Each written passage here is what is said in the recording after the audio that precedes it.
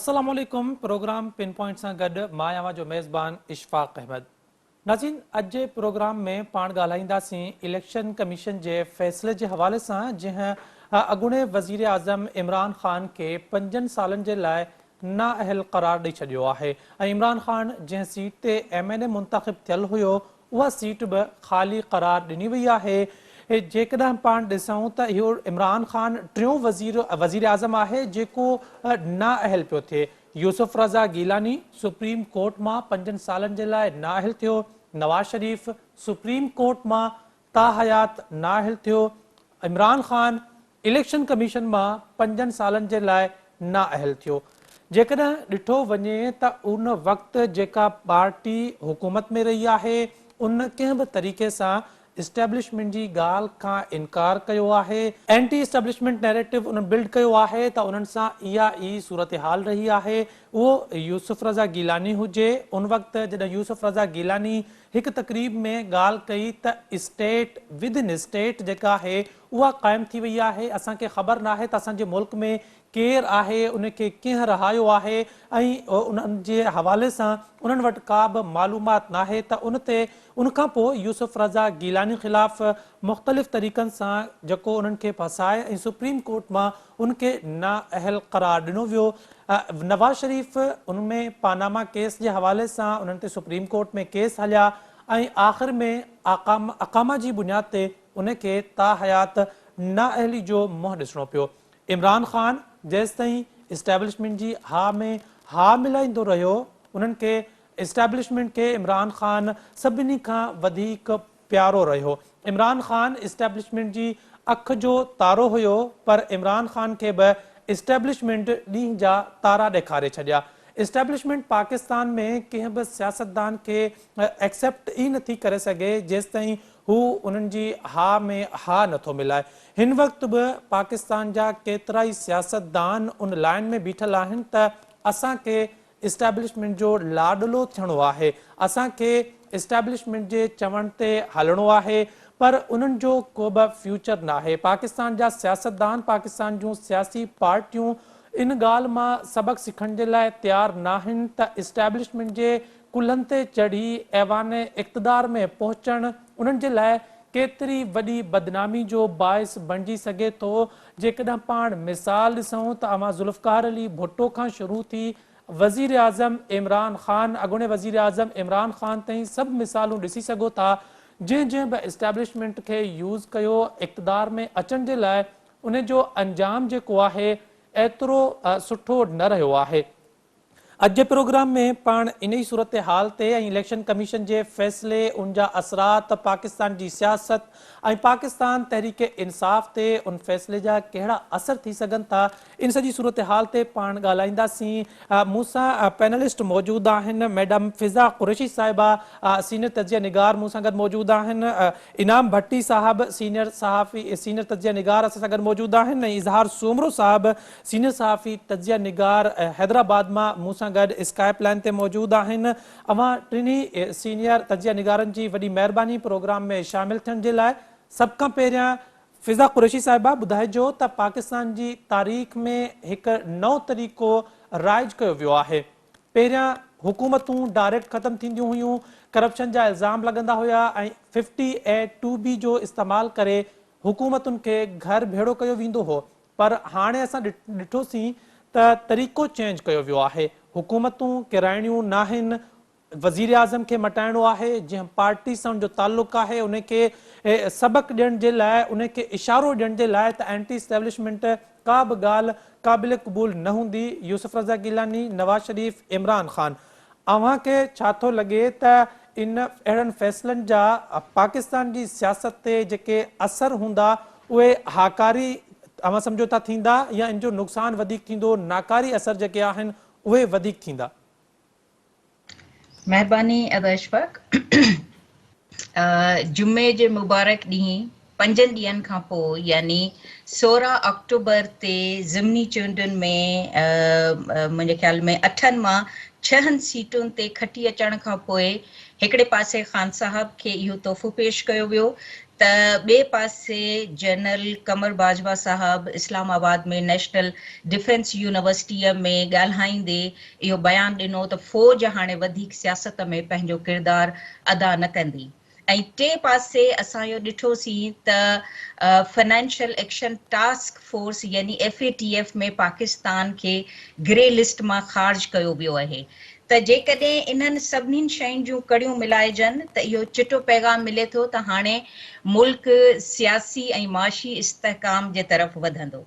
ऐं जीअं ई इहो फ़ैसिलो आयो त पाण ॾिठोसीं त स्टॉक एक्सचेंज में बहितरी आई ऐं मुंहिंजो त इहो ख़्यालु आहे त पाण जल्दी इहो ॾिसंदासीं त पेट्रोल जेको 15 तारीख़ ते घटिजणो हो उहो न घटियो ऐं डॉलर वरी मथे वञणु शुरू कयो। जीअं ई डार साहब मुल्क मां ॿाहिरि विया त डॉलर बि मथे चढ़णु शुरू थी वियो।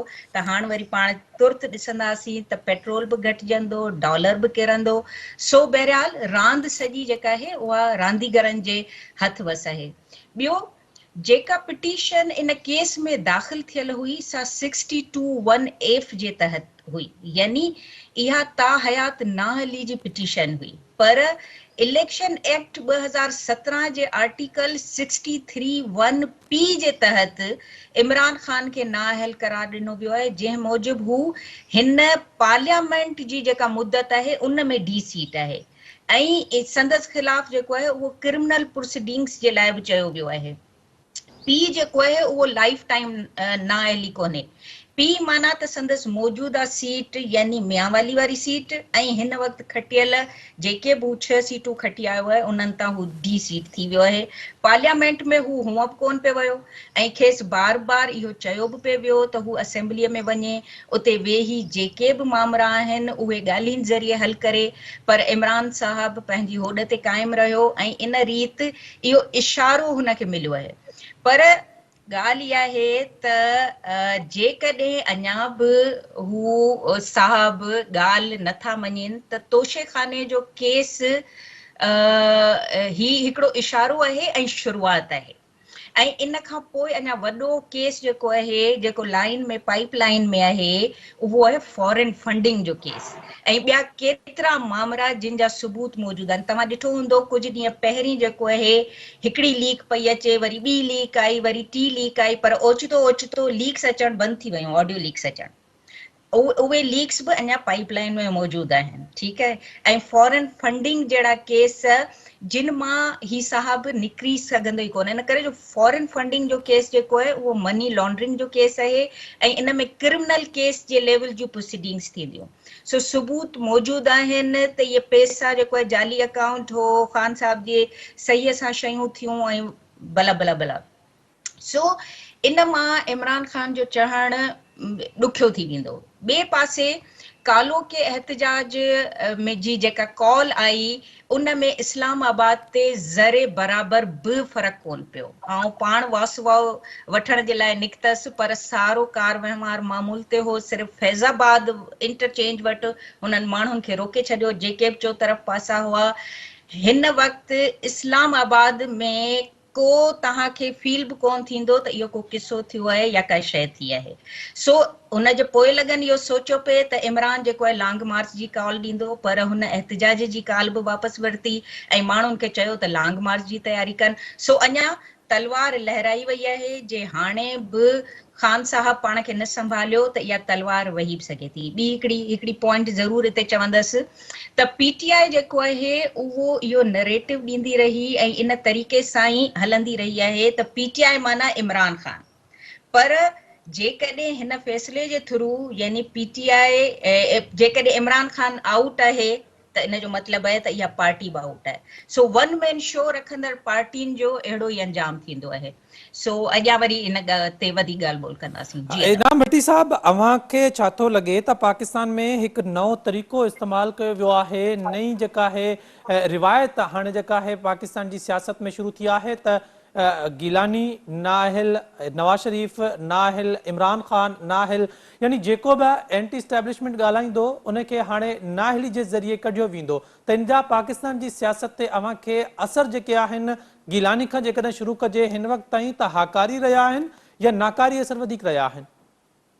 महिरबानी अशफाक। पहिरीं ॻाल्हि त पाकिस्तान आहे ऐं पाकिस्तान में रवायतुनि जी पासदारी करणु लॻे थो त तमामु लाज़िम हूंदी आहे। पोइ उहा कंहिंजे तरफ़ां ऐं कीअं कजे, कॾहिं कोर्टुनि खां, कॾहिं किथां जेको आहे सो स्टार होल्डर्स जेके आहिनि उन्हनि खां, कॾहिं जेको आहे सो कंहिंजे हथां।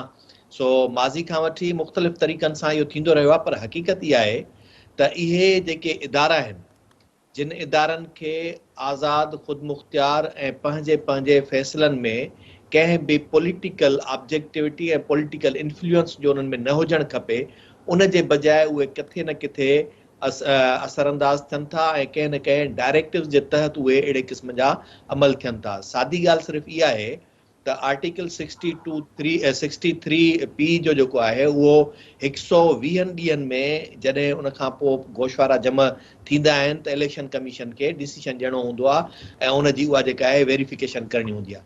पर इहे सभु शयूं जेकॾहिं ईअं हुयूं बि त इहे वेढ़े सेड़े रखियूं छो वयूं, ऐं जॾहिं वेढ़े सेड़े रखियूं वयूं त इहे इन टाइम ते छो थियूं निकिरनि? रुगो इहो न, बल्कि अहिड़ा क़िस्म जा ॿिया केतिरा ई मामला, जीअं फॉरेन फंडिंग केस बि आहे, हेतिरनि सालनि खां वठी करे उहो हले पियो, उन ते तव्हां जेको आहे सो उन ते का बि डिसीशन नथा ॾियो। एन टाइम ते जॾहिं उहे शयूं तव्हांजी ज़रूरत में अचनि थियूं तॾहिं उहे फाइल छो था इस्तेमालु कयो?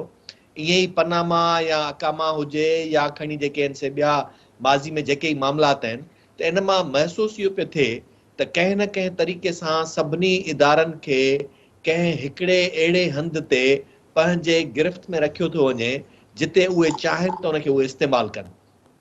ऐं इहो नथो चवां त को पंहिंजो इमरान ख़ान जेको आहे सो इन में को इहा ग़लती न कई आहे या इहो अमल न कयो हूंदई, पर आउं चवां थो त इन्हनि सज़ाउनि जो ऐं इन्हनि फाइलनि जो उकला कॾहिं ऐं कहिड़े वक़्तु थियणु खपे, उनजी पॉलिटिकल ऑब्जेक्टिविटी न हुजणु खपे। अवां सम्झो था, अवां जी ॻाल्हि मां मूंखे इहो सम्झ पियो अचे त इलेक्शन कमीशन इस्तेमालु थियो आहे इमरान ख़ान ख़िलाफ़। इस्तेमालु खणी न बि चइजे, पर इंटेंशन्स जेके आहिनि न उहे उन मां ज़ाहिर थिए थो न। ॾिसो, जॾहिं आर्टिकल 62 जेको हूंदो आहे, उन में जेके इलेक्शन में फाइल कबा आहिनि पेपर्स, उन में जेके तव्हां पंहिंजा डिक्लेयर कंदा आहियो गोशवारा, उहे हूंदा आहिनि। आर्टिकल 63 तहत उहो हूंदो आहे त इलेक्शन खां पोइ वरी जॾहिं तव्हां चूंडजी ईंदा आहियो त चूंडजी अचण खां पोइ वरी तव्हांखे जेको आहे सो हिकिड़ियूं शयूं डिक्लेयर करणियूं हूंदियूं आहिनि, जंहिंमें इहे सभु शयूं ॾेखारणियूं हूंदियूं आहिनि। ऐं इन में उनखे जेको आहे सो, ऐं ॿी शइ जेका आहे न, ही ॾिसजो हींअर सूमर ते वरी छा थो थिए, यानी अॼु ई हींअर कोर्ट में जेको आहे सो दाख़िल थी वई दरख़्वास्त, ऐं हाणे सूमर ते फ़ैसिलो छा ईंदो मूंखे त सम्झ में नथो अचे त ही सभु शयूं जेके आहिनि उहे कीअं कयूं वेंदियूं आहिनि। हिकिड़े तरफ़ इलेक्शन कमीशन उन्हनि खे एतिरो एतमाद ॾियारींदी आहे जो सभु जूं सभु सीटूं खटे वञनि त जीअं तव्हांजो एतमाद थिए त बाबा ॾिसो इलेक्शन कमीशन आज़ादु ऐं ख़ुदमुख़्तियार आहे, कंहिं बि शइ में मुदाख़लत कोन थी करे, इलेक्शन्स जीअं थियूं उन्हनि खे क़बूल कयो, हलो क़बूल कयो। वरी ॿिए ॾींहं ते इहा शइ थींदी। वरी हाणे मूंखे त डपु आहे त छा जेके इस्लामाबाद हाई कोर्ट अॻे जेके बि फ़ैसिला ॾिना, हाणे जेकॾहिं उनजो उबतड़ को फ़ैसिलो तवक़ुआत जे अची वञे त पोइ छा थींदो? पहिरीं त तव्हां ॾिठो न, आचर ते बि कोर्ट खुली वई, उन फेवर ॾिनी, ज़मानतूं बि थी वियूं, बिना ज़मानत जी जेका पेपर दाख़िल थींदा आहिनि उनमें जेका पर्सनल वेरिफिकेशन घुर्बल हूंदी आहे, इन पर्सन उते माण्हू खे अची बायोमेट्रिक उते ॾियणी पवंदी आहे, उन खां बग़ैर बि उहा दरख़्वास्त क़बूल थी वई ऐं उन खां पोइ बि ज़मानतूं थी वयूं। वरी साॻी तरीक़े सां हाणे जेकॾहिं इहा शइ उबती थी वञे त पोइ छा थींदो? त ऐं वरी अञा ॿियूं शयूं, अञा 3 ॾींहं अॻु ताईं डायलॉग्स जेके हलनि पिया था उहो ज़ाहिर थिया त हिकिड़ो त 2-3 हफ़्तनि खां डायलॉग जेको आहे सो PTI जी बी टीम ऐं असुल मालिक धणियुनि जी जेका आहे असां उन्हनि जी का टीम, उन में बि डायलॉग हलिया पए, जंहिंमें ही सभु शयूं जेको आहे सो हिकिड़े तरफ़ सेट पए थियूं त कीअं जेको आहे सो माहौल खे अॻिते हलाइण जे लाइ को रस्तो हमवार कजे। वरी हींअर ताज़ो ख़बर पई आहे त 3 ॾींहं अॻु में त मौजूदा हुकूमत जेका आहे, यानी PDM जी जेका सरकार आहे, उन में ऐं PTI जे विच में डायलॉग एतिरी हद ताईं वधी चुका आहिनि जो लॻभॻि 3 शयुनि ते अची करे वेझा थिया आहिनि। हिकिड़ो इहो आहे त तुर्त इलेक्शन्स जो ऐलान कयो, यानी मार्च में जेको आहे सो PTI जी डिमांड इहा आहे त मार्च या फेबरवरी में इलेक्शन्स करायो, जंहिंमें हुननि जो आहे त दिसंबर में ही डिज़ोल्व करे ऐं तव्हां जेको आहे उहो पूरी हुकूमत ते आणियो। ऐं PDM जो वरी इहो आहे त कुझु तरमीमूं ऐं उन खां पोइ जेको आहे सो मीसाक मईशत, इन ते जेको आहे सो एग्रीमेंट कयो। त हिकिड़े पासे इहे शयूं जेके थियूं पए ऐं हाणे वरी जेका ही थी आहे, त मूंखे ईअं थो लॻे त मामिलो जेको आहे उहो इहो आहे त जेकॾहिं मियां नवाज़ शरीफ़ इलेक्शन खां ॿाहिरि आहे त पोइ इमरान ख़ान बि ॿाहिरि हूंदो, पर जेकॾहिं इमरान ख़ान खे कंहिं बि तरह सां वापसि वरी जेको आहे सो इलेक्शन जे ग्राउंड ते जेको आहे सो प्ले करण जे लाइ अलाउ कयो वेंदो त यकीनी तौर ते उन में मियां साहब बि वरी पोइ वापसि ईंदो, उनखे बि अलाउ कयो वेंदो, या त हिकु तरफ़ ई इन क़िस्म जी गेम पई थी हले त कीअं हिक ॿिए खे रस्तो ॾिजे। ऐं आउं थो चवां त इहे सभु इन्हनि शयुनि में मुलविस आहिनि। बिल्कुल सही था चओ। इज़ार साहब के मैं शामिल करे वठां प्रोग्राम में।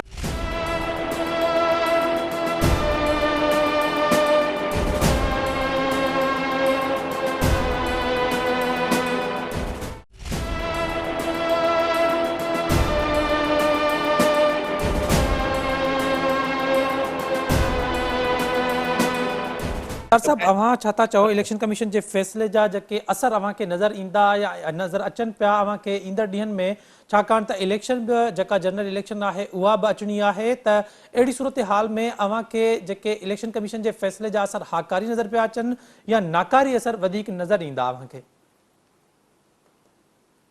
इलेक्शन कमीशन ने जो फैसलो ॾिनो आहे उन जा अञा ताईं हू पंहिंजा सॉलिड बुनियाद वाज़े न करे सघिया आहिनि, यानी कि कहिड़नि कानूननि तहत उन्हनि जी तशरीह ऐं ख़ासि तौर ते उन जेको फ़ैसिलो साम्हूं अचे तफ़सीली, उहो बि अहम नुक़्तो आहे त कहिड़नि बुनियादनि ते इमरान ख़ान खे उन्हनि नाइल कयो आहे। छो त नाइल जूं ॿ टे कहाणियूं मार्केट में हलनि पियूं। मिसाल हिकिड़ो इहो आहे त हिन असेंबली लाइ नवाज शरीफ के पानामा जे केस में घुराए ऐं अकामा जी बुनियाद ते सज़ा ॿुधाई हुई त उन जो जवाब बि सुप्रीम कोर्ट वटि कोन हुयो, साॻी तरह फ़ैसिलो आयो हूंदो, मूंखे ईअं थो लॻे। जी हा, हाणे हिन में असांखे जेका ॻाल्हि सम्झण जी आहे उहा सिर्फ़ु हिकिड़ी आहे त इमरान ख़ान हुजे, नवाज़ शरीफ हुजे या को ॿियो सियासतदान हुजे, जीअं मुंहिंजे पैनल में शामिल ॿिन्ही दोस्तनि बि इहा ॻाल्हि कई त बुनियादी नुक़्तो हिकिड़ो इहो आहे त सियासतदाननि खे सियासत करण लाइ छॾियो वञे त हू सियासत कनि, ऐं ॿिया इदारा हाणे पाण वॉलंटियर पिया कनि त असांजो को वास्तो न आहे सियासत सां। ऐं जीअं फिज़ा बि हिकिड़ी कोर्ट कई तकरीर त उहे जॾहिं पब्लिकली चवनि था त असीं अणधुरिया आहियूं, असीं न्यूट्रल आहियूं, त पोइ त हाणे शयूं सिधियूं ऐं ब्लैक एंड वाइट थियणु खपनि।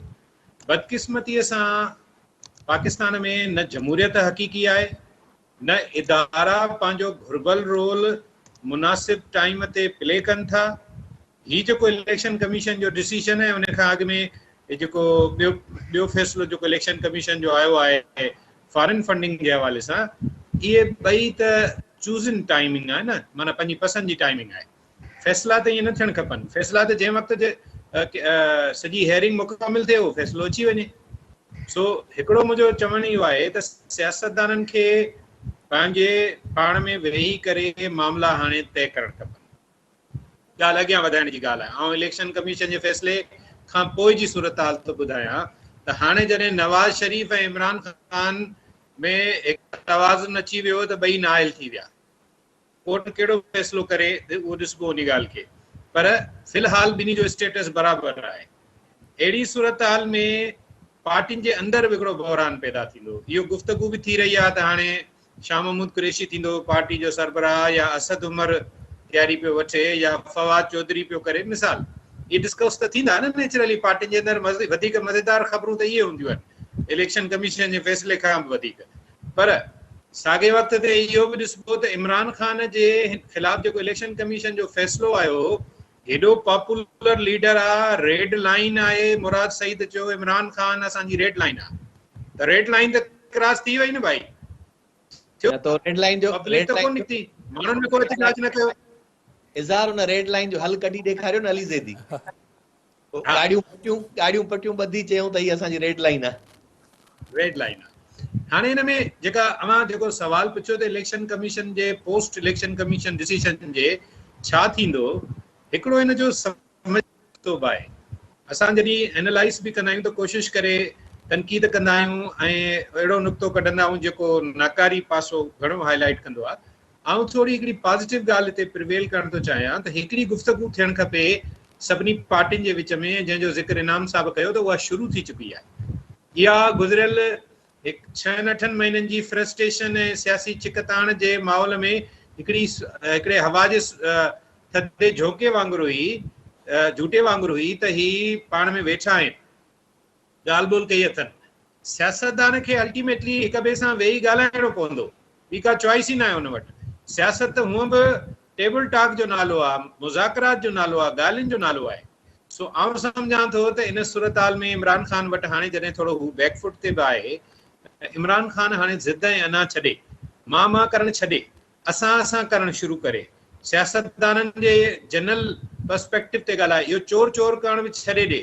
छो त हाणे हुन ते बि वाचुनि जी चोरी ऐं सामाननि जी चोरी ऐं पंहिंजो जेको टेबल ते रखिबो आहे पंहिंजो सिगरेट छा चवंदा आहिनि एस्ट्रे जी चोरी जे लेवल ताईं हुन ते इल्ज़ाम लॻाए। हाणे इन लेवल तां जॾहिं तव्हां ते इल्ज़ाम लॻनि त पोइ तव्हां बि त सादिक अमीन न रहियो न। ऐं टीवी ते त पब्लिकली पाण चयो ई त जेकॾहिं मां बि नाइल थियां, पोइ हाणे जॾहिं थियो आहे त रड़ियूं छो थो करे?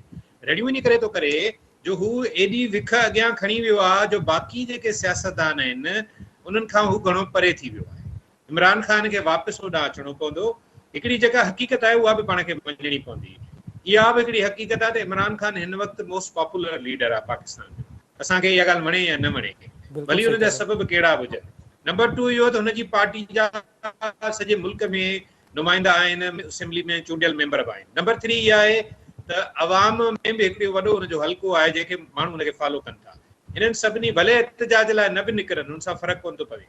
इन्हनि सभिनी ॻाल्हियुनि जे बावजूदि जेकॾहिं इमरान ख़ान इहो थो सम्झे त सॼो मुल्क ऐं सियासत रुॻो हुनजी आहे, त इहा बि हिकिड़ी बेवकूफ़ी आहे। तंहिंजे करे Nawaz league, people's party, Imran Khan, मौलाना साहब सभु ॻाल्हियूं पुराणियूं छॾनि, इहे हिक ॿिए जे ख़िलाफ़ बदतमीज़ी वारा लफ़्ज़ इस्तेमालु करण वारो रिवाज बि ख़तमु कनि, वेहनि, ॻाल्हाइनि ऐं तय कनि ॿ ॻाल्हियूं। बिल्कुलु ठीकु ॻाल्हि जेका इनाम साहब बि जो हवालो ॾिनो। नंबर 1 हिकिड़ो कनि हे सियासी मीसाक ऐं ॿियो कनि माशी मीसाक, यानी कि हिकिड़ो पॉलिटिकल एग्रीमेंट कनि, हिकिड़ो इकोनॉमिक इश्यूज़ ते एग्रीमेंट कनि। ऐं इकोनॉमिक इश्यूज़ ते इन करे ज़रूरी आहे त जीअं कंसिस्टेंसी ते आख़िर केसी ताईं मुल्क जा वज़ीर ऐं कैबिनेट सॼी दुनिया में किस्तो खणी पिया मदद घुरंदा, कॾहिं अरब मुल्कनि खां, कॾहिं कंहिंखां। तंहिंजे करे बहितर इहो ई थींदो त पाण में वेहनि, मुल्क जी मईशत खे बि ठीकु करण जी कोशिशि कई वञे ऐं सियासत में हिकिड़ो नुक़्तो सिर्फ़ु रखियो वञे त हक़ीक़ी जमहूरियत क़ाइमु कई वेंदी। जीअं फिज़ा बि ॻाल्हि कई त कंहिंजे कुलनि ते, कंहिंजे आसिरे ते न रहिबो, सियासत पाण कबी, पंहिंजे मेरिट ते कबी, पोइ भले केर बि खटे अचे। ऐं पोइ इहा रिवायत बि थिए त हिकिड़ी गवर्नमेंट ठहे ऐं हिकिड़ी शेडो गवर्नमेंट ठहे। अपोज़िशन महिनत करे त ईंदड़ वापसि अचे इक़्तिदार में, बजाए हिन जे जो कोई साज़िशूं करे ऐं कॉन्स्पिरेसीज़ करे। इज़ा साहब बिल्कुलु सही था चओ, छाकाणि त पाकिस्तान में हिकु रिवायत रही आहे त हिते एस्टेब्लिशमेंट खे यूज़ कबो आहे इक़्तिदार जे लाइ। ऐं पाकिस्तान में असां ॾिसूं पिया त उन जा नतीजा के एतिरा ख़ासि बहितर बि न रहिया आहिनि। जेको बि कल्ह ताईं एस्टेब्लिशमेंट जो ख़ासि हूंदो आहे उनखे एस्टेब्लिशमेंट जेको आहे एंटी एस्टेब्लिशमेंट थींदे देरि बि न लॻंदी आहे, छाकाणि त जेसि ताईं अवाम जी जेका ताक़त आहे उन जो सहारो न वठंदव, उन सहारे सियासत न कंदव त अव्हां जेको आहे अव्हां जो अंजाम आख़िर इहो ई थींदो रहंदो। मैडम फिज़ा कुरैशी साहिबा, अव्हां ॾे मुंहिंजो सवाल इहो आहे त जेकॾहिं ईंदड़ इलेक्शन में माइनस इमरान ऐं प्लस नवाज़ शरीफ थो थिए त पोइ उन वक़्तु अव्हांखे छा थो लॻे त ईंदड़ इलेक्शन खां पोइ इक़्तिदार कंहिं वटि हूंदो? छा का सिंगल पार्टी वरी हुकूमत ठाहे सघंदी या को अव्हांखे अलायंस नज़र पियो अचे, छाकाणि त माइनस इमरान अव्हां सम्झो था त PTI कामयाब थी सघंदी? अदा माइनस इमरान जेको आहे उहो PTI ॾुखी जेको आहे उहो नज़र थो अचे, इन करे जो हुननि सॼो नरेटिव ई इन हवाले सां जेको आहे उहो डेवलप कयो आहे। ऐं इवन तव्हां ॾिठो त मुल्तान में शाह महमूद कुरैशी जंहिंजो हेॾो सारो हल्को हो ऐं उनजी पंहिंजी धीअ बीठी, तॾहिं बि उहा जेको आहे हालांकि उन 80,000 प्लस वोट्स खया, पर जेको आहे उन जे मुक़ाबले में गिलानी साहब जो जेको पुटु हो उन पे चयो त उहे बि उनखे तॾहिं मिलिया आहिनि जॾहिं शाह महमूद कुरैशी नियाणी मेड़ करे वियो आहे। उहा नियाणी पाण वई आहे त असांजो हिकिड़ो कल्चरल बैकग्राउंड आहे त मूंखे अञा बि जेके घटि वोट मिलिया आहिनि, हालांकि लख प्लस हुन वोट खया, पर अञा बि मुंहिंजा वोट घटि कास्ट थिया आहिनि त माण्हू निकिता ई कोन, उहे असांजा वोटर, उहो इन जे करे त उहो नियाणी मेड़ करे वई। ऐं उहो ऐं ॾिसो न हाणे 8 सीटुनि ते 9 सीटुनि ते इमरान पाण पियो बीहे, इहो सॼो उन नरेटिव डेवलप कयो त हाणे जॾहिं हू कॉन्टेस्ट ई न करे थो सघे त पोइ कहिड़ियूं शयूं जेको आहे कहिड़ा रिज़ल्ट साम्हूं ईंदा। ॿियो इहो आहे त PTI में असां ॾिठो आहे त मोस्टली उहे माण्हू जेको आहे उहे शामिल थिया आहिनि जेके अॻु में किन ॿियनि पार्टियुनि में हुआ। इवन ख़ुदि शाह महमूद कुरैशी बि जेको आहे पीपल्स पार्टीअ मां हेॾां आयो। या अगरि असद उमर ॾिसूं था, असद उमर ॾिसूं था या शफ़क़त महमूद ॾिसूं था त उन्हनि जो एॾो को वॾो हल्को कोन्हे को। जेको हिकिड़ो थोरो घणो नज़र थो अचे, परवेज़ खटक जो नज़र थो अचे, उहो थोरी घणी पंहिंजी कॉन्स्टिट्यूएंसी रखे थो। बाक़ी जेको आहे इन क़िस्म जूं शयूं नथियूं नज़र अचनि। ॿियो इहो आहे त ख़ुदि एस्टेब्लिशमेंट जी पाण ॻाल्हि पिया था करियूं त एस्टेब्लिशमेंट जेको आहे उहो वन पार्टी रूल 3 साल हलाए ॾिठो। उहा शइ उन्हनि जी हिते निड़ीअ में फासी पई आहे, जेका हाणे न हू गीत हेठि था करे सघनि न ॿाहिरि था कढी सघनि। इन ई करे हू जेको ही PDM वारो जेको मॉडल खणी आया आहिनि उहे चवनि था त केॾी महिल कंहिंखे हेठि कंहिंखे मथे, कंहिंखे का सीट घटि ॾिबी त जीअं सभु कंट्रोल में बि रहनि, सभिनीनि खे गॾु बि वठी हलिबो। सो इन ई क़िस्म जो मॉडल जेको आहे मुंहिंजे ख़्याल में एस्टेब्लिशमेंट खे सूट बि करे थो ऐं ईंदड़ इलेक्शनुनि में बि हू इन ई क़िस्म जे कंहिं मॉडल खे ई वठी हलंदा। गॾिजी वेही सियासतदान इहो पाण में तय कंदा त कीअं खणी हलूं। अगरि PTI जेको आहे उहा चाहे थी हींअर इमरान ख़ान ॾिसजे, अञा त जेको आहे सो सेशन कोर्ट में शयूं वेंदियूं, डिटेल फ़ैसिलो अचे, पोइ हाई कोर्ट, पोइ सुप्रीम कोर्ट, अञा इन जा लेयर्स तमामु घणा आहिनि। हीउ जेको फ़ैसिलो आयो आहे इन में इहो जेको सेक्शन आहे इन में एॾियूं चिटियूं ऐं वाज़े शयूं कोन आहिनि। इन जी अञा इंटरप्रिटेशन थींदी ऐं इन मां इलाही सारियूं शयूं साम्हूं ईंदियूं। इवन इहो बि ख़ुदि क्वेश्चन मार्क आहे। तव्हां जेका सवेर ॻाल्हि कई न त 5 साल, इहो ख़ुदि क्वेश्चन मार्क आहे त इहो केतिरे टेन्योर जी इन जी नाअहली आहे। सो इहे शयूं जॾहिं साम्हूं ईंदियूं त पोइ इनखे ॾिसी सघिबो। बहरहाल नज़र इहो पियो अचे त को जेको आहे लॉन्ग मार्च थींदे ख़ासि नज़र कोन थो अचे ऐं कल्ह वारे फ़ैसिले खां पोइ थोरो पेर लॻे थो त इमरान बि पुठिते कया आहिनि।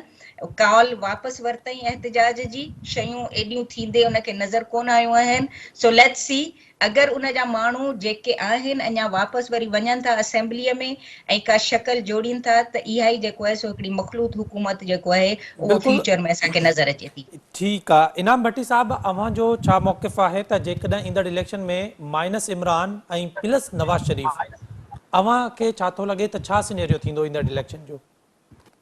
अशफाक, पहिरीं ॻाल्हि त इहो मुमकिन ई कोन्हे त माइनस इमरान ऐं प्लस नवाज शरीफ थिए। या त ॿई माइनस हूंदा या ॿई प्लस हूंदा। छाकाणि ॾिसो हिन वक़्तु मियां नवाज शरीफ जेको आहे उहो जेको आहे ताहयात नाअहल करार ॾिनल आहे। ऐं जॾहिं त हिन जो जेको आर्टिकल 63P जो आहे सिर्फ़ु डिस्क्वालिफिकेशन आहे उन सीट जी जंहिं ते हुन डिक्लेरेशन फार्म ॾिनो हो जंहिंमें उहे शयूं न आहिनि ॾिनल। उन में किथे बि का बि शइ अहिड़ी कोन्हे जंहिंमें इहो हुजे त उनखे 5 सालनि लाइ 10 सालनि लाइ या कंहिंजे लाइ बि।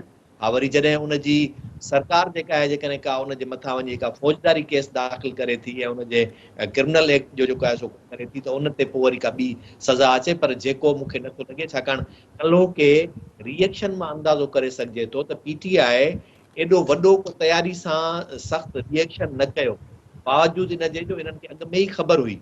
ईअं कोन्हे त कोई फ़ैसिलो ओचितो अची वियो आहे। फ़ैसिले अचण खां अॻु में PTI खे ख़बर पइजी चुकी हुई त हिन क़िस्म जो फ़ैसिलो अचे थो। जेका हुननि पंहिंजो खटक साहब जी जेका लीक थी आहे ऑडियो, उन में बि हू पंहिंजे जेको वर्करनि खे चए पियो थो त शहर बंदि कजो ऐं रोड बंदि कजो, त उन्हनि सभिनी शयुनि खां पोइ जेको कुझु थियो उन मां इहो मूंखे ईअं थो अंदाज़ो थिए त किथे का न का अंडरस्टैंडिंग आहे पोइ हिते। साॻे ॾींहं ते वरी चीफ ऑफ आर्मी स्टाफ जो कमर जावेद बाजवा जो इहो ऐलान करणु त आउं 5 हफ़्तनि खां पोइ रिटायर पियो थियां ऐं सियासत में फ़ौज का बि जेका आहे सा मुदाख़लत न कंदी, इहो ख़ुदि उन्हनि शयुनि जी हिकिड़ी निशानदेही आहे जंहिं ते PTI या बिलख़ुसूस इमरान ख़ान पंहिंजे तक़रीरुनि में बार बार नालो वठी या ज़िक्र करे उन्हनि ते जॾहिं ॻाल्हाईंदो रहियो त उनखे हिकिड़ो संसदो मैसेज ॾिनो वियो त भई कमर जावेद बाजवा त कोन्हे, यानी हींअर ईंदड़ जेको टेन्योर आहे नवंबर खां पोइ उन में उहो कोन्हे। उन खां पोइ उन्हनि खे इहो बि ॿुधायो त हाणे जेको बि तव्हां कयो था, तव्हां सियासतदान पाण में तय कयो त तव्हांखे सियासत कीअं करणी आहे। तव्हांखे हिकु ॿिए लाइ रस्ता कीअं कढणा आहिनि, तव्हांखे जमहूरियत कीअं हलाइणी आहे। त उन में इहे ई जेके डायलॉग्स वरी टियों ॾींहुं जेके हिननि जा PDM जा ऐं PTI जा थिया आहिनि, त उन्हनि जो वरी इहो मूंखे अंदाज़ो इहो थो थिए त कंहिं हद ताईं लॻे थो त ईअं थियो हूंदो। हाणे हुनजी ख़बर तॾहिं पवंदी जॾहिं सूमर ते इस्लामाबाद कोर्ट जेको फ़ैसिलो ॾींदी पंहिंजो इमरान ख़ान जे लाइ, उन जे ई बुनियाद ते नून लीग मियां नवाज़ शरीफ़ खे अहल करार ॾियारण जे लाइ कंहिं न कंहिं तरीक़े सां सुप्रीम कोर्ट वेंदी। ऐं सुप्रीम कोर्ट जो ऑलरेडी जेको आहे सो जज साहब हिकिड़ो रिमार्क्स ॾेई चुको आहे त हीउ अहिड़ो कहिड़ो कारो कानून आहे जेको कंहिं माण्हूअ खे ता हयात जेको आहे सो उहो ब्लैकलिस्ट करे छॾे। त इन अहिड़े जॾहिं रिमार्क्स अचण खां कोई बि केस उते जॾहिं वेंदो, इन मां मुराद इहा थींदी त उनखे सिर्फ़ु कयल उन ॾोह जी जेका सज़ा आहे उहा लिमिटेड करे उनखे वापसि बहाल करे सघिजे थो। ठीक है इनाम भट्टी साहब अवां जो पॉइंट अची वियो। इज़हार सुमरो साहब सां आख़िरी पॉइंट वठना है। इज़हार साहब अवां के छा थो लगे त ईंदड़ इलेक्शन में अवां के -1 नज़र पियो अचे इमरान खान या -2 यानी नवाज शरीफ को माइनस हूंदो जेकॾहिं इमरान खान माइनस रहियो त, या अवां के लगे थो त ॿई जेके उहे इलेक्शन में हिस्सो वठंदा ऐं अहिड़ी सूरत हाल में अवां के सिनेरियो छा पियो नज़र अचे ईंदड़ इलेक्शन में? असल में पहिरियों त जेको तव्हां माइनस वारी ॻाल्हि करियो था, शायदि इन बुनियाद ते करियो था जेको ही इलेक्शन कमीशन जो फ़ैसिलो आयो आहे। जी बिल्कुलु। हाणे जेके इलेक्शन वठो मंज़र इहो आहे त इमरान ख़ान खे सज़ा ॾेई नवाज़ शरीफ़ जे ख़िलाफ़ ॾिनल सज़ा खे ग़लति साबित करायो वई। हिकिड़ो त नुक़्तो इहो आहे, छाकाणि त इमरान ख़ान खे बि मिली वेंदो। तव्हां ॾिसो न उहा जेका हुनजी अपील आहे एॾो केतिरो जल्दी में इंटरटेन थी आहे जॾहिं त अञा इलेक्शन कमीशन जो तफ़सीली फ़ैसिलो बि कोन आयो आहे। उसूलन कोर्ट खे इहो चवणु खपंदो हो त हीउ जेको मामिलो आहे अञा हिन जो तफ़सीली फ़ैसिलो अचे त पोइ असां तव्हांजी हिन अपील खे इंटरटेन कंदासीं।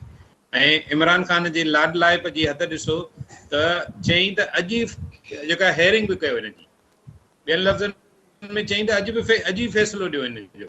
पर ॿिन्ही सूरतुनि में जेकॾहिं इलेक्शन कमीशन जे फ़ैसिले अदालत जो फ़ैसिलो अची थो वञे ऐं इमरान ख़ान जी नाअहली ख़तम थी वञे त पोइ त नवाज़ शरीफ़ जी नाअहलीअ जो बि जवाज़ न रहंदो। हाणे चवंदा त अवां चओ था त हिकिड़ो माइनस हूंदो ऐं ॿियो इलेक्शन विढ़ंदो। इलेक्शन त ॿई विढ़ंदा ऐं बल्कि टई विढ़ंदा, यानी कि टई वॾियूं पार्टियूं विढ़ंदियूं ऐं पोइ वॾा हिकिड़ो भोग विझंदा आहिनि, वॾा मज़ा थींदा। पोइ अवां ॾिसंदो त नयूं सिफ़बंदियूं थींदियूं ऐं PDM जो बि इहो मामिलो थींदो दफ़्तर दाख़िल ऐं पोइ किसा ई नवां हूंदा ऐं पोइ तव्हांखे हैरान कुन हक़ीक़तूं साम्हूं नज़र ईंदियूं। अनदर बॉल गेम हूंदी, रियलिटीज़ चेंज थींदियूं। पोइ ईअं बि थी सघे थो त पीपुल्स पार्टी ऐं इमरान ख़ान गॾु वेही हुकूमत ठाहिनि। सियासत में त सभु कुझु मुमकिन हूंदो आहे। ठीक है इज़हार सुमरो साहब, इनाम भट्टी, फिज़ा कुरैशी साहिबा, अवां टिनी जी वॾी महिरबानी प्रोग्राम में शामिल थियण जे लाइ। नाज़रीन इलेक्शन कमीशन जे फ़ैसिले खां पोइ छा सूरत हाल बीहंदी ऐं हिन वक़्तु पाकिस्तान तहरीक इंसाफ़ एतिरो रिज़िस्टमेंट जेका है उहा पंहिंजी छो न कई आहे ऐं एहतजाज पाकिस्तान तहरीक इंसाफ़ वॾा वॾा जलसा कंदी आहे, लॉन्ग मार्च कंदी आहे, पर उन बावजूद असां ॾिठोसीं त पाकिस्तान तहरीक इंसाफ़ इमरान ख़ान जी नाअहली खां पोइ को ख़ासि एहतजाज रिकॉर्ड न कराए सघी। ईंदड़ इलेक्शन में छा सिनेरियो बीहंदो, छा -1 हूंदो, छा -2 हूंदो, या ॿई इलेक्शन में हिस्सो वठी सघंदा? इमरान ख़ान जी नाअहली असल में इमरान ख़ान कानून जी ख़िलाफ़ वर्ज़ी कई आहे या इमरान ख़ान जी नाअहली के इस्तेमालु कंदे नवाज़ शरीफ़ जी नाअहली के ख़त्म कयो वेंदो, इहो ईंदड़ ॾींहनि में वाज़े थी वेंदो।